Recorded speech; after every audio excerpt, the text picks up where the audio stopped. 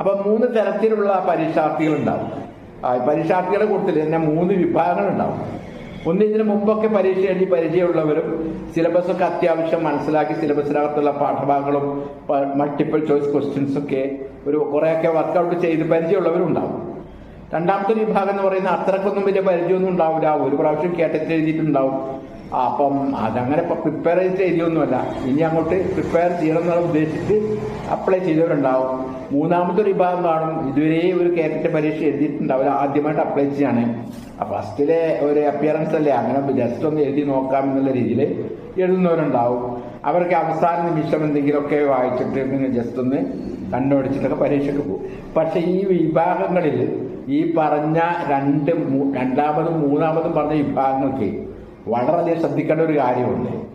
നമ്മളെ സംബന്ധിച്ചോളം സിലബസ് കൃത്യമായിട്ടൊരു ധാരണ ഉണ്ടാക്കിയെടുത്തെങ്കിൽ മാത്രമേ സിലബസിനകത്ത് വരുന്ന വിവിധ ടോപ്പിക്കുകളിൽ ഉള്ള വിഷയങ്ങളെക്കുറിച്ച് കൃത്യമായ ധാരണ നമുക്കുണ്ടായാൽ മാത്രമേ ആ ടോപ്പിക്കുമായിട്ട് ബന്ധപ്പെട്ട് വരുന്ന മൾട്ടിപ്പിൾ ചോയ്സ് ക്വസ്റ്റ്യൻസ് നമുക്ക് ആൻസർ ചെയ്യാൻ വേണ്ടി കഴിയൂ. സാധാരണ പരീക്ഷയെ പോലെയല്ല, അധ്യാപകനാവാനുള്ള പരീക്ഷയാണ്. അതുകൊണ്ട് തന്നെ അധ്യാപകനാവണമെങ്കിൽ ചില ക്വാളിറ്റീസ് വേണം, കൃത്യമായ ധാരണകൾ വേണം. തിയറികൾ പഠിച്ചിട്ട് കാര്യമില്ല, സൈക്കോളജി ഒക്കെ നമ്മൾ പഠിച്ചിട്ട് കാര്യമില്ല. പ്രത്യേകിച്ച് സൈക്കോളജിന്റെ കാര്യമാണ് പറയുന്നത്. സൈക്കോളജിയുടെ തിയറീസൊക്കെ കാണാതെ പഠിച്ചു വെച്ചിട്ട് ഒരു കാര്യവുമില്ല. പക്ഷെ എന്ത് വേണം, തിയറി നമ്മൾ മനസ്സിലേക്ക് ആവാഹിക്കണം, അത് ഹൃദിസ്ഥമാക്കണം. കാണാതെ പഠിക്കല്ല, അത് ആവാഹിക്കണം, നമ്മുടെ ബിഹേവിയറിൽ അത് മാറ്റം വരുത്തണം. അങ്ങനെയുള്ള ഒരു ബിഹേവിയറുള്ള മനുഷ്യനും ഒരു വ്യക്തിക്ക് മാത്രമേ കുട്ടികളുമായിട്ട് ആ സൈക്കോളജിക്കൽ നമ്മൾ പഠിച്ച തിയറീസിനെ കുട്ടികൾക്ക് ഉപകാരപ്രദമായ ആ തിയറീസിന് കുട്ടികൾക്ക് ഉപകാരപ്പെടുന്ന രീതിയിൽ കുട്ടികളുടെ നല്ല പോസിറ്റീവ് ചേഞ്ചസിന് വേണ്ടിയിട്ട്, കുട്ടികളുടെ ബിഹേവിയർ മോഡിഫിക്കേഷന് വേണ്ടിയിട്ട്, കുട്ടികളുടെ പഠനം മെച്ചപ്പെടുത്താൻ വേണ്ടിയിട്ട്, കുട്ടികളുടെ സ്വഭാവം മെച്ചപ്പെടുത്താൻ വേണ്ടിയിട്ട്, കുട്ടികളുടെ ലാംഗ്വേജ് മെച്ചപ്പെടുത്താൻ വേണ്ടിയിട്ട്, കുട്ടികളുടെ സാമൂഹ്യ ബോധം മെച്ചപ്പെടുത്താൻ വേണ്ടിയിട്ട്, കുട്ടികളുടെ ധാർമ്മിക ബോധം മെച്ചപ്പെടുത്താൻ വേണ്ടിയിട്ട് ഒക്കെ നമുക്ക് പ്രവർത്തിക്കാൻ കഴിയുള്ളൂ. അപ്പൊ ആ തിയറികളെ കൃത്യമായിട്ട് ഉൾക്കൊള്ളണം. അപ്പൊ അതിന് നമ്മൾ തിയറി വളരെ കണ്ടന്റ് ഏരിയ നമ്മൾ തറവായിരിക്കണം. ചിലർ വിചാരിക്കും ഇതിനായി കണ്ടന്റ് ഏരിയ ഒക്കെ തറവാക്കി കുറെ മൾട്ടിപ്പിൾ ചോയ്സ് ക്വസ്റ്റ്യൻസ് ഉണ്ടല്ലോ, 10 വർഷത്തിൽ ചോദ്യം എടുത്തിട്ട് അങ്ങനെ പഠിച്ച് അങ്ങനെ വർക്കൗട്ട് ചെയ്താലും കിട്ടുമല്ലോ എന്നൊക്കെ വിചാരിക്കുന്നവരുണ്ടാവും.